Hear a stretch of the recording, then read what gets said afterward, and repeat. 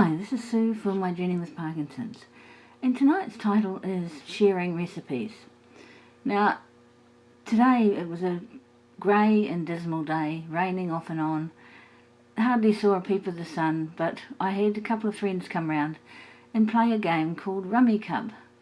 And it's a game with tiles, and it's a very good game. It takes a lot of brain power, but it's good for us to challenge ourselves with these kind of things. And what has been happening over the few weeks since we started it is we all bring something to nibble on. So we definitely don't have lunch on the days when we play this game. So we bring something to nibble on, and usually the ladies have brought home baking. And we had a delicious date loaf today, and we had some lovely cheese puffs. And of course, when you come across something that a friend has made, often the first thing you say is, "Oh, I'd love the recipe," and usually they will give it to you. So I have now got the recipe for the date loaf and the cheese puffs, so that was a good score. So yeah, we were talking about recipes and about how we would get recipes over the years and who we'd got them from. I'm lucky enough that I have some recipe cards that my mum wrote out, so I have her recipes. And not only do I have her recipes, but I have her handwriting on the card. So although I could copy them and type them up on my computer and then print them out nice and neatly, there's nothing quite like the handwritten card that has been done by somebody many years ago and who is no longer with us. It's like a little remnant and recognition that that recipe came from them. So I talked about how I used to come down here when I lived up north, and Mum and Dad and a few other relatives lived down here in Christchurch, and I would come and visit, and I would do the rounds of the various households, flicking through recipe books and asking them, what was this like? Was this really nice? And how often did they make it? And where did they get the recipe from? And it used to be quite a talking point. And it struck me when I was thinking about this tonight that there are many recipes that we could share that maybe we don't, and that could be beneficial. I know when my son was little, and he was our first child, I was very young, I was 20 when I had him, and I'd go to a playgroup and we'd share recipes for things like homemade rusks and things, which were good because we didn't have a lot of money, and it was nice to get a recipe that you knew what was going to be in it, that you were feeding your baby, and other people had been using it, so you knew that it was good. So those sorts of recipes are sorts of things that I really enjoy, something that's been passed on by somebody that you care about, that you know will give you something that's good for you, and if not so good for you, like yummy cakes and things, at least you would enjoy eating them in the moment. And it got me to thinking about other types of recipes. Now, as we go through this life with this complication of Parkinson's, that can sometimes seem like having a diagnosis like that is a recipe for failure. That all the elements that it contains, this condition of ours, is a recipe for disaster.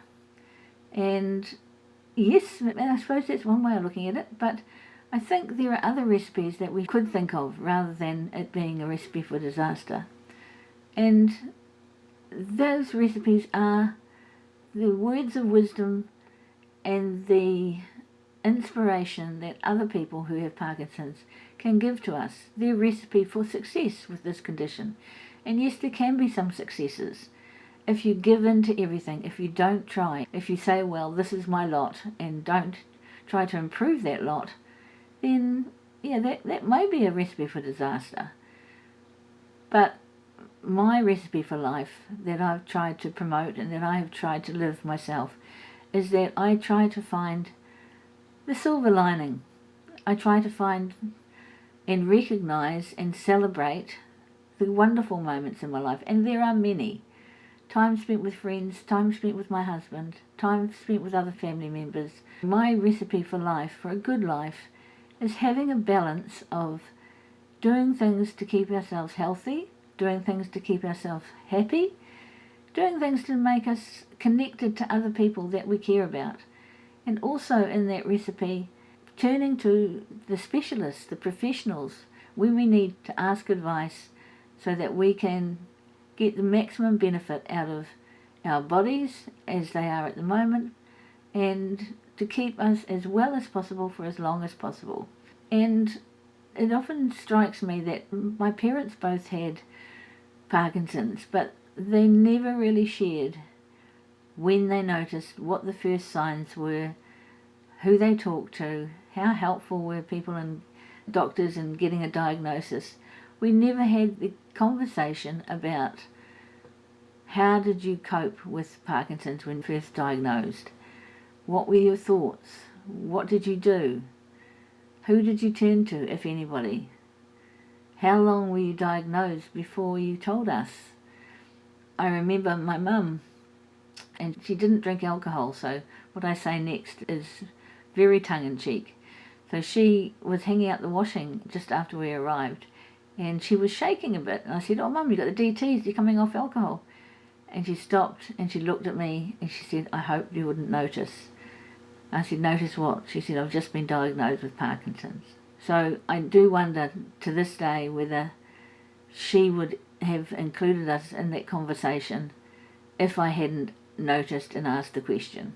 So my recipe, if you like, for dealing with this condition is that I took from my situation with my mum, finding out by accident, and she hadn't intended to tell me, and I wouldn't have had the opportunity to at least try to support her in some way, that in my recipe of how to deal with this condition, I told my children immediately. I obviously had my husband with me, and he knew immediately, and I told my work immediately as well, because I needed for people to understand that I had this condition, that I was managing it, and that I could still be an effective person. So recipes are important. They're a map, if you like, of how to proceed in achieving an end goal, which may be a delicious dessert or a cake or some other thing. Sharing with others who are experiencing a similar thing, your experiences can be invaluable when dealing with something like Parkinson's. And just as individual chefs and cooks and bakers have their own way of doing things, so do people with Parkinson's. We all develop our own sort of style, our own recipe for life, the things that we do to try and help ourselves, the foods that we eat, the medication that we take. All these things can become quite overwhelming, and sometimes you might wonder whether you're doing the right thing, whether maybe you're under-medicated, over-medicated, where you sit and how you're managing your condition.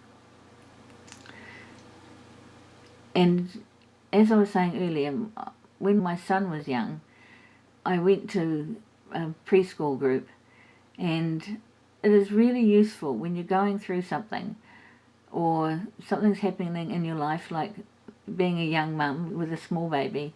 It's really important to get together with other people, full stop, so you don't isolate yourself socially, but also to get together with other people who are experiencing similar things to you. Now, everybody's baby is different, as every adult, every person in this world is different. No two are exactly the same. But in mixing with people in similar circumstances, we can give each other support, and in that way we can help each other to get through and to manage, and for us to learn from others as well, so that we can learn to manage our condition better. Hints and tips of people with Parkinson's, for people with Parkinson's, by people with Parkinson's, has got to be a good thing. So yeah, the recipes I hope that we can share is our experience with this condition, how we manage it, what works for us, what doesn't work for us, and just acknowledging and supporting each other as we go through this journey. It is so good to have other people with Parkinson's and people who have not got Parkinson's, carers who might share how they managed to get through, how they let off steam, how they do something for themselves if they're in a caring role. So instead of thinking of a recipe for disaster in Parkinson's, let's think about how we could make it a recipe for success and what we can do to achieve that. So this has been Sue for my journey with Parkinson's. Kia kaha, be brave, be strong, be you.